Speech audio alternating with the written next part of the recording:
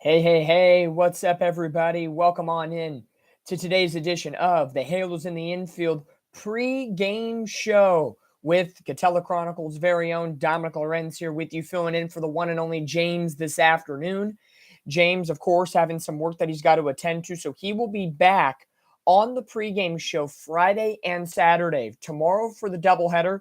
For now, it looks like it will be Fernando, but for at least today, I will be here alongside with you for today's pregame show. Game one of a three-game set, 3 games in 2 days between the Angels and the Cincinnati Reds. Interleague matchups coming to you. The AL West taking on the NL Central. And boy, it's been a tale of 2 seasons, not only for the Angels, but in comparison to the Cincinnati Reds as well. It should be a fun series, what should be on paper.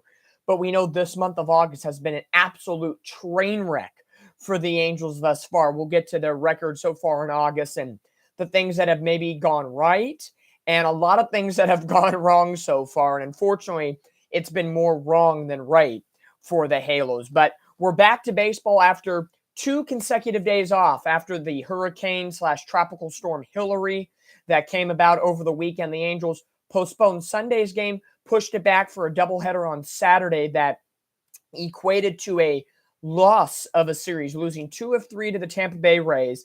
They did win the first game of the doubleheader on Saturday by the final of 7-6, and then got blown out immensely 18-4 in game 2. If you were at Saturday's game, I feel absolutely bad for you. Hopefully, the extra Monday day off, the Angels getting back-to-back days off due to the conditions of the field yesterday, moving this series to a night game tonight and then a day-night doubleheader tomorrow, which was originally a 107 first pitch.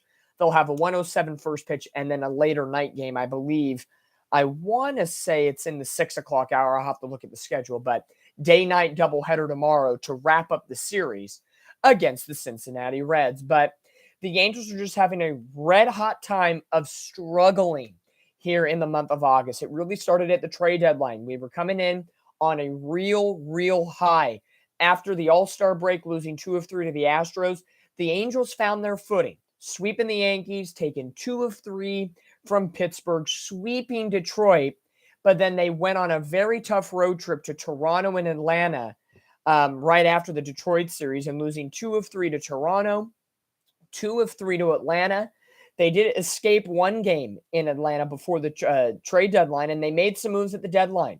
They got Giolito. They got Grichuk. They got Crone. They got Dominic Leone. They got some pieces to add to this puzzle, and it looked like the Angels are going in the right direction, only 4 games back out of the final wild card spot after that August 1st loss to the Atlanta Braves. But then they get blown out in the day game. They come back home on a homestand, and everything just went downhill from there. They get swept by Seattle, who all of a sudden is now making a play for the AL West division. Texas has lost. Houston has lost. And all of a sudden, Seattle has found themselves just 2 games out of the American League divisional race. So what we would have hoped would have been the Angels in that spot is Seattle, and the Angels are on the very outside looking in. 9 games out of the wild card race right now, and all signs pointing to no playoffs once again, a dismal end to the season, and it's really tough to see once again for this Angels squad to go through these struggles once again. They could have swept Seattle. All 4 of those games were winnable. All 3 of those games against San Francisco were winnable, even though they won 2. The Houston series was bad. The Texas series was bad, not as bad as Houston, but could have been better. And then over the weekend, Tampa Bay could have won the first game. They did win the second game. And the last game, well, that was horrible. There's been opportunities for the Angels to be much better than where they were right now. And mathematically speaking, the only way, and I'm not trying to be a honk here, I'm just saying from a mathematical on paper standpoint, the only way the Angels can even remotely talk about we're back in it, they need to go on one of these stretches that Seattle or the Dodgers are on right now and win 12 of 14, 14 of 16, 10 of 12. That's the only way the Angels are going to get back into this. You can't say win 2 of 3 here, 2 of 3 here. No. You got to start sweeping series and really go on a massive streak at this point. We got to go streaking. And the Angels' next 12 opponents go as so. 3 against Cincinnati. Then you go on the road for a massive road trip. 3 against the Mets. 3 at Philadelphia. And then 3 in Oakland before coming back home on Labor Day to take on the best team in the American League, the Baltimore Orioles. So before you even come back at this point for the Orioles series, starting today through the end of that series on September the 3rd against Oakland, that's 12 games the Angels have in their pocket. No, if the Angels even want to remotely, and Angel fans even want to remotely talking about, we have a chance of the playoffs, we could be a miracle, the Angels got to give me 10 of 12. Anything less, even 9 of 3. Nope, it ain't going to work. Right now, the Angels enter today's game of play against the Cincinnati Reds with a record of 61 and 64. 3 games under 500, 9 games out of the final American League wildcard spot that is currently occupied by the Seattle Mariners. So really, at the end of the day, if the Angels want to get in the playoffs, they're going to have to hop either the second or third place team within their own division, because 2 of the 3 occupied spots in the American League wildcard race are occupied by AL West teams. We all talked about all year long how the AL East was going to be the beast of the American League. All of a sudden now, Texas, Houston, and Seattle are making a shot at the division, and the AL East has kind of tapered off a little bit with the Yankees being horrible. Tampa Bay and Wander Franco's issues are very weird within themselves. Baltimore's overachieving. Boston's right there in it. And Toronto's kind of plateauing at this point. So really, the AL West is the stronger division of the bunch at this point.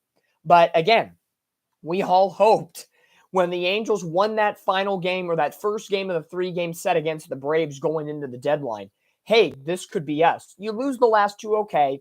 Atlanta's a World Series contender. We can survive with that, right? But then you get swept at home against Seattle, taking all the air out of the balloon at this point. And ever since then, it's been a downward trajectory spiral, and it's been absolutely awful to watch Angels baseball this month. If you look at the month of August thus far, it started against Atlanta, that second game of the series, in the midst of that big 7-game losing streak. The Angels have won 2 against the Giants, 1 against Houston, 1 against Texas, and 1 against Tampa. The Angels have won 5 total games this entire month of August. That's unacceptable. It cannot be done. The Angels are no way, no how going to probably get 15 games this month of August. They got 3, 3, 3, and that's pretty much it. The Angels have 9 games remaining left in the month of September. So the best they can do, if they win all 9 games, would be a 14-win month of August. That's not going to get the job done at the end of the day, division-wise or the wild card race. But they enter today 61 and 64, 3 games under 500. If they go 10-2 like they need to go, it's not an option. It's either that or bust. They'd be 71 and 66, 5 games over 500. And if I had to do mathematical calculations, I would say that would move them from 9 games back to maybe 4 games back in the wild card race. With, that takes you to Labor Day, 3 weeks left in the year, 4 games back. It'd be tough, but it'd be a better case scenario at that point. But winning 10-2, based on who they're playing, on paper shouldn't be bad. Cincinnati's been struggling of late. The Mets are downright awful. The Phillies are a good team. And Oakland is bad. So the Angels, can you sweep? Can you take 2 of 3 against Cincinnati? You should. Should you sweep the Mets? You should. The Phillies going to be tough. If you could escape 2 out of 3 in that series, great, but I'll expect 1 of 3 from this Angels squad. And then going to Oakland, you got to sweep at that point. If you can take 2 sweeps and a series victory, that would give you 9 wins, and you take 1 in Philly, that gives you a 9-3 record or so. Okay. So maybe 9-3. 9-3 would put the Angels overall at 70 and 67, 3 games above 500. Okay. So at the end of this 12-game stretch, if the Angels have hit 90 wins, then the shrill of hope goes to maybe from a shrill to a glimmer of hope. I'll go from a shrill to a glimmer to mediocre. Then we have hope. We got to break this down in stages at this point. So the Angels 9-3 minimum, 10-2 is the goal. Anything more, you got to do what Seattle's been doing or the Dodgers have been doing. go on these massive streaks. And I'm not saying you got to win 14 straight, but win 12 of 14, win 10 of 12. You got to go on these chunk plays. And the Angels haven't done that thus far. The last time the Angels really went on that chunk play was right after that series against the Astros coming out of the break, when they swept the Yankees, took 2 of 3 from Pittsburgh, and swept the Detroit Tigers. The Angels won 8 of 9 games. If the Angels can go on a stretch like that and then tack on the A's series and let's say win 2 out of 3 there, that's the type of baseball the Angels need to be playing. The great news about the opportunity that is in front of them, because yes, it's true, the Angels do not have the E of elimination next to their name. So in all regards, the Angels are still alive. That is a fact. But the big news today, Mike Trout has returned from the injured list. The hamite bone is, I would say, 90% healed. He's still feeling some soreness here and there, but he knows the Angels are 9 games back. He knows he can't sit on the bench anymore. He needs to be playing in these games. And I know Mike Trout was not the Mike Trout MVP that we were hoping for this year before he went out. He's batting .263 with 18 home runs and 44 RBIs this year and 2 stolen bases. So any production in this starting lineup is going to be better than what they've been having over the past couple of weeks, or essentially ever since this massive, drastic losing streak since the calendar turned to August really took flight. With Mike Trout entering the lineup, getting the off day today is Mickey Moniak, and he's been struggling as well, and that's been another point to the Angels that has really been the sucky part. Moniak has been such a key, integral part of this team all season long. And then, again, over these last 2 weeks, plus through pretty much the trade deadline, August 1st till present day, Moniak has been non-existent. Ever since that road trip to Detroit where he kind of had defensive miscues but saved the game, it's just been very strugglesome for Mickey Moniak. So he gets the off day today, and we'll get into the Angels lineup here momentarily as we kick off the series, a 3-game set, 6:38 game day, and then a day-night doubleheader tomorrow to make up yesterday's postponement from Hurricane Hillary. So Cincinnati comes into this game today with a record of 64-61. The Angels are the opposite, 61-64. The Halos will send newcomer, I don't want to say newcomer, it's been about a month, Lucas Giolito to the bump today. He's 7-9 with a 4.44 ERA with 150 strikeouts this season. The Cincinnati Reds will oppose with the right-hander, Graham Ashcraft. He's 6-8 with a 4.89 ERA with 90 strikeouts to his credit. Let's get you some starting lineups today, brought to you by us here at Halos in the Infield. And before we get to the lineups, let's remember to you, the fans, 2 amazing sponsors this year with Halos in the Infield. And with me, Katella Chronicles, being a part of this Halos in the Infield family, we get the benefits as well. But of course, you always got to remember 714 Tickets. Get any and all of your ticket needs at 714 Tickets. Go online, go to their app, go give them a call. If it's baseball tickets, hockey tickets, because you know Anaheim Ducks season is coming back very, very soon. Football season's right around the corner. The NBA's right around the corner. Soccer, concerts, theater tickets, whatever you need, go on out to 714 Tickets, and they will give you the best deals with no hassles. And of course, you get X amount of money back into your account. You get a discount at checkout. And then, of course, you get entered into a jersey raffle every single time. So go on out and go to 714 Tickets. As well, Noble Ale Works right across the street from Katella Avenue on Sunkist. One of the best breweries I have ever been to. Noble Ale Works. Get your beers, get your brews, get your free parking, walk to the game, and have an absolutely good time. Noble Ale Works has been an amazing sponsor this year for Halos in the Infield, and go on out and support them as well. But brought to you by 714 Tickets and Noble Ale Works today. Let's get you today's starting lineup first for the visiting Cincinnati Reds with Graham Ashcraft on the mound. Leading things off will be their center fielder, Friedel, followed by McLean at second. De La Cruz, that young, hot shortstop, batting third with Steer in the cleanup spot. Joey Votto, the veteran, at first base, batting fifth. Encarnacion Strand at DH. Novelli Marte, their brand new call-up, at third base, batting seventh.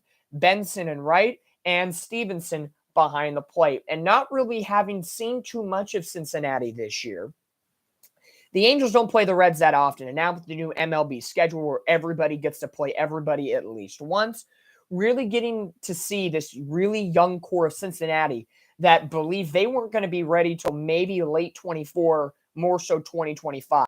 They have extremely overperformed this year. They've played good baseball. They've gone on some hot streaks. And looking at their numbers right now, they have some good numbers. Their leadoff center fielder, Friedel, 274 average with 11 home runs, 47 RBIs, and 23 stolen bases.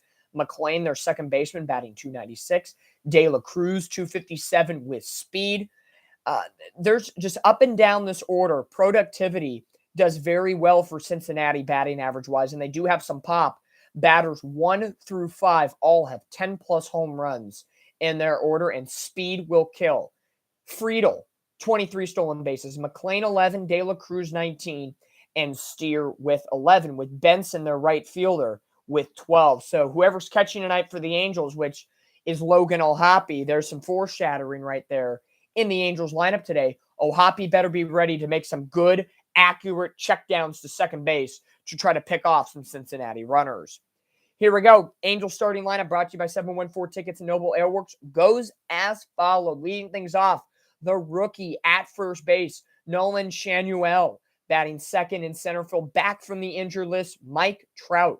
Batting third, the designated hitter, Shohei Ohtani. He's batting .306 this season. 43 RBIs, 89 runs batted in, with 17 stolen bases. Clearly, even though the Angels are struggling, a front runner for the American League MVP. Then you have Brandon Drury in the cleanup spot, Mike Moustakas batting fifth at third, Logan O'Hoppe in the starting lineup, catching and batting sixth, with Randall Grichuk in left batting seventh.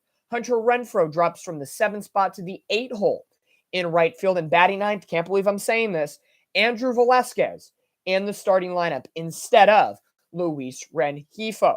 So a bit of a different lineup for the Angels today, shifting Grichuk and Renfroe and Velasquez coming on in there again. Prepping for the doubleheader tomorrow, so you're probably going to see a little bit of everybody there tomorrow. Maybe Trout only plays one of the two tomorrow to kind of test his hand a little bit. O'Hoppe catching today, which means Theis and he will probably split the time tomorrow. So we'll see what happens. But Shanuel, Trout, Ohtani, Drury, Moustakas, O'Hoppe, Grichuk, Renfroe, and Velasquez, 1 through 9, in support of Lucas Giolito tonight for your Halos. On paper, this lineup should be pretty good for the Angels. Shanuel slaps the ball and does really good things. Mike Trout's antsy to get back. Ohtani's been steady all season long. Drury's been a terrific bright spot amongst the free agents that the Angels have signed in the offseason. Moustakas has been that catalyst since he was traded from the Rockies, bringing that veteran leadership and somebody I wholeheartedly believe should be back here next year with the Angels. I know he's older. He's 34 years old. But listen to me here for a minute, Halos fans. Wouldn't you enjoy an Angels infield next year that goes like this, regardless if Ohtani stays or goes? And I have to bring up his name because he's still under contract, Anthony Rendon. Rendon at third when healthy. I know I hate to say it, but this is what we got to do. Rendon at third. Neto at short. Drury still has one more year on the contract. He's at second. Then you have Shanuel at first. He's the future. He could battle for a spot.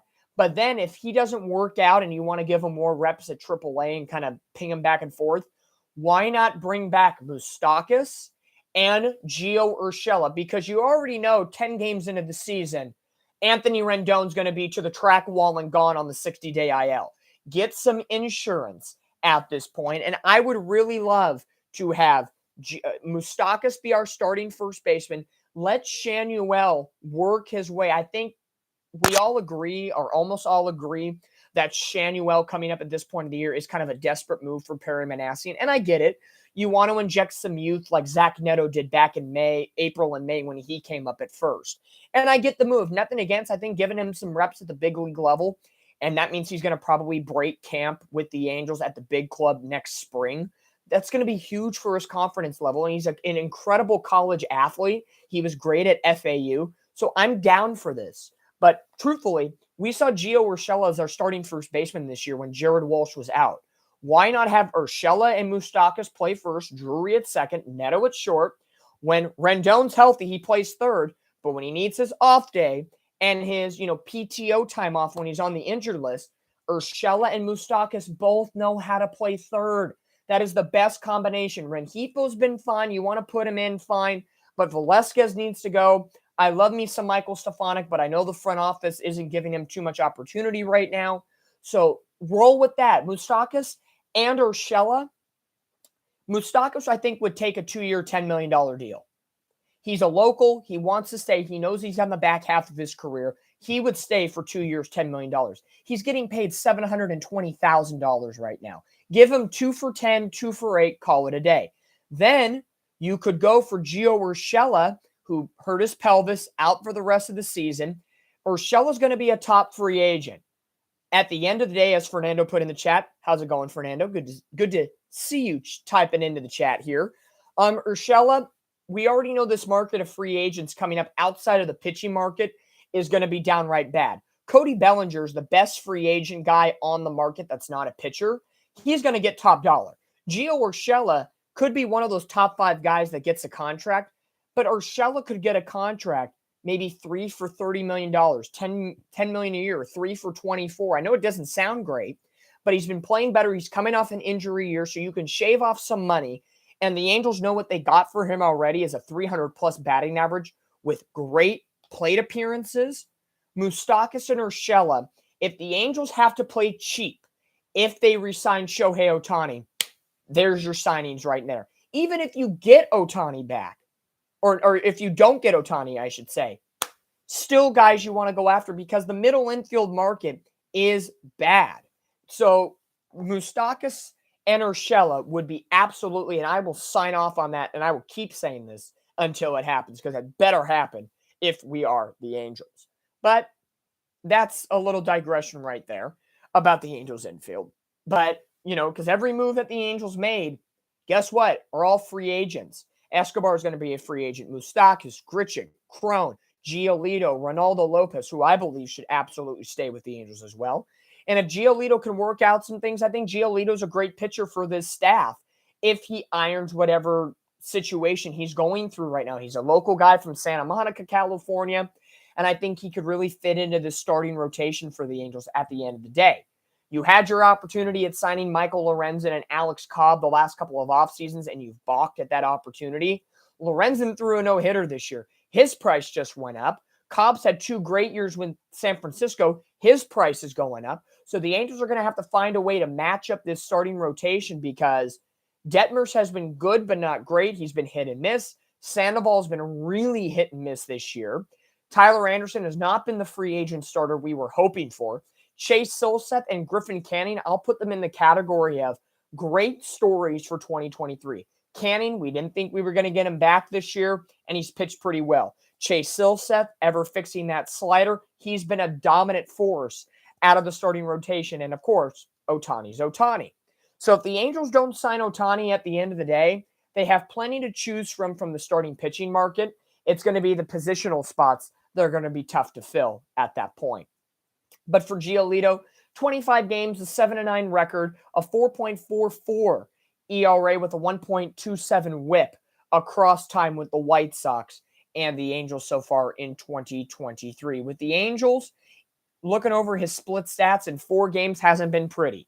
A 1-3 record with an 8.14 ERA, 21 innings of work, and he's given up 19 earned runs. And again, I know a lot of that 9 of the 19 runs was against Atlanta in that one start, but still not the best outings for Lucas Giolito as a member of the Angels. Looking over his last start with the Halos, it was back on August the 15th on the road trip against the Texas Rangers, suffered the loss. He did go 6 innings, one of his longest starts with the Angels thus far. He gave up 4 runs on 7 hits with a home run, 2 walks, and 5 strikeouts in that contest. His only win was the start before against San Francisco on the 8th of August when he went 6 innings as well. So really just looking to iron things out for Lucas Giolito at this point. We know he was very good in his career. He's had his highs and lows, especially with the White Sox and the fiasco that organization is going through right now. But this has got to be a start. I mentioned this at the top of the broadcast here for today's Halos in the Infield pregame show. Again, filling in for James today. Looks like Fernando will potentially be coming in tomorrow for the doubleheader. And then James will be back Friday when the Angels hit the road to Citi Field in Queens to take on the Mets. But the Angels have to go streaking at this point. They got to do what the Dodgers and the Mariners have been doing. Win 10 of 12, win 12 of 14, win 15 of 17. You got to win games like that in order to make this some sort of a competitive AL West. Or maybe not so much AL West, but AL wild card race. Angels are 9 games back going into today. If they can win 9 of 12 or 10 of 12 over their next 2 weeks of games, 3 with the Reds, 3 with the Mets, 3 with the Phillies, and then 3 in Oakland. So they have 9 consecutive games of interleague action. Angels are normally good at interleague action. This year they've been kind of 50-50. But if the Angels can go 9 of 12 or 10 of 12, maybe that cuts their deficit from 9 games back to maybe 4. If they can get it to 4 by Labor Day, it's going to be tough. Baltimore's coming into town, who's a very good team. But then you have not Seattle. You have Cleveland to finish out the homestand. And then you go to Seattle, who maybe you can gain some games back. Who knows? It's wishful thinking at this point. But you're going to have to do something at the end of the day that's so drastic. They've won games before. They won 8 out of 9 coming out of the All-Star break after that Astros series, after they swept the Yankees. But we've seen the highs of that. We've seen the lows of the 7-game losing streak that really started off August on the absolute wrong foot and fucked us over for the remainder of the month of August so far. The Angels have won 5 games in August thus far, which is absolutely inexcusable by this squad. But Phil Nevin, Matt Wise, Marcus Thames, the entire coaching staff needs to figure out something. You got to dig deep and focus at this point and just salvage something at the end of the day. And hopefully Mike Trout coming back is a positive thing on this team. Ohtani's got his best friend back. So hopefully at the end of the day, this spells some positivity for the Angels. On the opposite side for Cincinnati, Graham Ashcraft, the 6'2", 25-year-old for the Cincinnati Reds this year, 23 games, a 6-8 record, a 4.89 ERA in 127 innings, and a 1.40 whip. His last game was interleague action against the Cleveland Guardians. He pitched phenomenally. His entire month of August has been very good. He went 7 innings, given up 3 runs and 7 hits with 2 strikeouts. In the month of August, he's played the Nationals, the Marlins, and the Guardians. He suffered the loss against Cleveland in his last start, but he's 0-1 with a 2.86 ERA. He went 7 innings his last 2 starts, and then his first start in August, he had 8 innings of work. And then if you backpedal it even further to his month of July, his ERA in the month of July, he went 3-1 with a 1.84 ERA. So his ERA has really been bad, even though it's over 4. His April ERA was 2.1.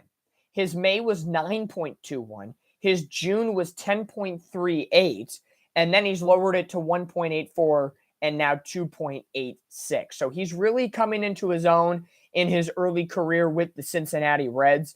So right now, since the All-Star break, he's 2-2 with a 2.38 ERA in 7 starts since the All-Star break. So tough task tonight for the Angels in the batter's box against Ashcraft, who's been absolutely phenomenal so far since the All-Star break. For the moment right now, as we're roughly almost 30 minutes into the pregame show today, we'll wrap things up in just a little bit as the game today, 6:38 first pitch, game 1 of this 3-game set. The Angels have a doubleheader tomorrow.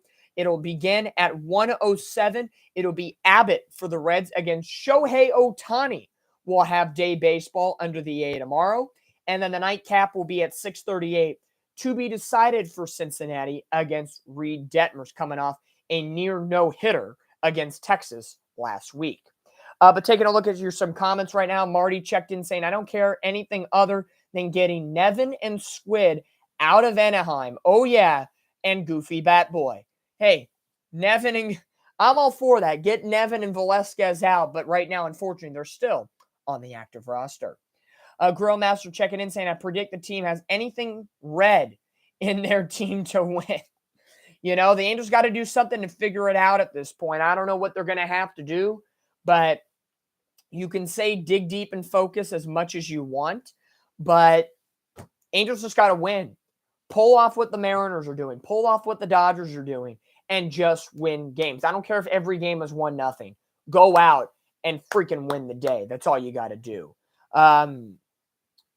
It's really tough. It is really tough right now to put it on there. Sports and News comment saying, is Detmers the ace if Ohtani leaves? I don't know if the Angels have a number one ace. Right now, based on this season, I'm giving Chase Silseth the ace of the staff. He's pitched better. He fixed his slider. He's been much better. Griffin Canning's looked pretty good at times. I think the Angels just have a big crop of mediocre pitchers right now based on what we've seen this year. Detmers has the stuff to be an ace. Sandoval has the stuff to be an ace, but they're not competing at that ace level every single time out on the bump. We've been very disappointed with Sandoval this year. We've been pretty much disappointed with Reed Detmers with the exclusion of a couple of games. But again, Canning and Silseth have been big surprises. Tyler Anderson's been a disappointment. You know, the Angels have some pitching things to decide on. And if the Angels at the end of this year go in a different direction with their manager and pitching coach, which I definitely think need to happen, it's all going to hinge on whatever Shohei Ohtani decides on. I don't know if he's going to be quick to leave and find a new team or get a contract situated before the winter meetings, or if he's going to drag this thing out into spring training. Who knows? My hope is that he makes his decision fast, because that will help the Angels focus on the future. If he's here, here's the plan. If he's not here, this is what we got to do. We can't be twiddling our toes waiting for Ohtani to make a decision in January, February. And if he doesn't choose us, then we're going to be shit out of luck trying to get bottom of the barrel players. And next year will really be a wash year if that happens. So really, hopefully at the end of the day, Ohtani makes his decision early, not just to help us, but to help him at the end of the day. But there's a lot to unfold here. The Angels 9 games out of the AL wildcard race, 61-64 record, getting set for game 1 action against the Cincinnati Reds, who are 64-61. Looking at the up to the minute Major League Baseball standings coming into today, the Angels are 11 games out of the division. Cincinnati has a better shot at the division. They're behind the Milwaukee Brewers and the Chicago Cubs, 4 games back of the NL Central. And Cincinnati is actually in the playoff race right now, or pardon me, they're 1 game out of the playoff race behind the Giants, Cubs, and Phillies in the National League wild card race. Your divisional leaders for the National League are the Braves, Dodgers, and Brewers. And for the American League, it is the Orioles, Rangers, and Twins. If the Angels were in the AL Central Division, the Twins are 65-60. The Angels are 61-64. The Angels would be 4 games out of the American League Central Division. Wild to think of it in that sense. But that'll do it. That'll wrap things up here for the Halos in the Infield pregame show today for Game 1 between the Halos and the Cincinnati Reds. Again, brought to you by 714 Tickets and Noble Airworks. We'll go through the lineups one more time for you for Cincinnati. Friedel in center, McLean at second, De La Cruz at short, Steer in left, Joey Votto at first, Encarnacion Strand will be the DH with Marte at third, Benson in right, and Stevenson behind the plate for Cincinnati. On the opposite side of things, for your Halos, it'll be Sean Ewell at first, Trout, welcome back in center, Ohtani DHing, Drury at second, Moustakas at third with Ohapi behind the plate, Grichuk in left, Renfroe in right, and Velasquez at short. Starting pitching matchup for the Angels would be Lucas Giolito, and he'll be opposed by Graham Ashcraft for the Cincinnati Reds. Once again, I am Dominic Lorenz from Katella Chronicles, filling in for the Halos in the Infield pregame show today. James will be back on Friday. We'll see who fills in tomorrow. The early projections say Fernando, but you never know who may come in tomorrow for the day-night doubleheader that we have tomorrow between the Angels and the Reds. But you can check out everything Halos in the Infield on their social media channels, on Twitter, Instagram. Check out their podcast wherever you get your podcasts. And of course, you can check out everything Katella Chronicles related on Instagram and Twitter at Katella_CHRON, and on our website, KatellaChronicles.wordpress.com. And of course, don't forget to subscribe to our YouTube channel as well. But until next time, Halos in the Infield fans, I'm Dominic Lorenz from Katella Chronicles. Thank you for tuning on in to today's Halos in the Infield pregame show. Let's hope for a big AW tonight. The Angels looking to snap, I guess you could say, a one loss in a row after getting slammed 18-4 late Saturday night against the Tampa Bay Rays.